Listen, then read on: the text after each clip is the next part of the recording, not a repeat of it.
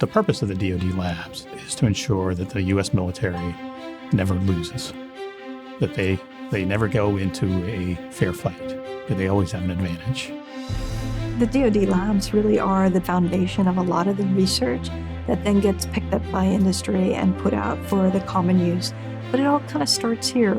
DoD has 63 labs across 22 states and the District of Columbia. The labs work on areas as basic as nanotechnology and quantum optics, quantum communications, to actually developing prototypes of systems that would be in the field in the next 5 to 10 years. This really is rocket science that we're doing here. We're looking at sensing bacteria in fuels. MEMS, microelectromechanical systems. They're tiny little things that actually move. Most of my research is on flapping wing air vehicles. Cognitive robotics is at the interface of cognitive science and psychology and robotics and engineering and computer science. It's not just, airplane structures, it's airplane structures at speed. We have a core of dedicated people that work at their laboratories, about 20% women, 20% minority, and about 40,000 people strong. They are people that love problems. We have some of the most challenging problems out there, and they're given the latitude and the responsibility to try to answer them. If it helps our Navy, then we will invent it. In electronic warfare, the goal is to deceive the adversary. These are missiles that we've developed that fly around in outer space and protect our country. Our main goal is just to give the warfighter tools so they can communicate better. The robot is disposable. Sailors and Marines and Army soldiers are not.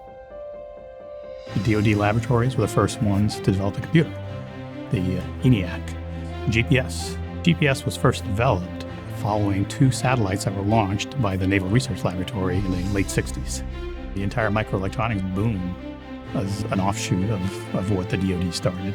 They made the first atomic clock, and we started to figure out applications from X-ray topography to very precise sensors to global positioning systems. All of these things came out of one idea. Nanoparticles have sizes on the order of a wavelength of light. We look at the genetic fingerprint of that flu virus. And depending on the size of your sensor, do you want to see a portion of a galaxy, or do you want to see, 4 galaxies in the same picture? I think that's one of the key things that draws scientists and engineers to the laboratories, is that ability to look farther out than your next product.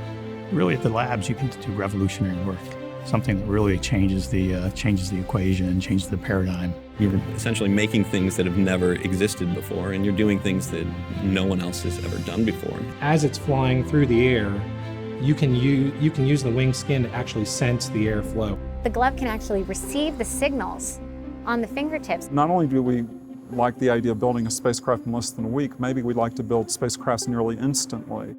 It's incredibly important that we are the foundation of that fundamental research. Industry has the need to make a profit at the end of the day, right? And the Department of Defense has a need to solve problems. The labs really are our hedge against the future. The work that they do, the research that they do, the capabilities that they're developing, and the diversity of work that they do really is the hedge that we have against the future.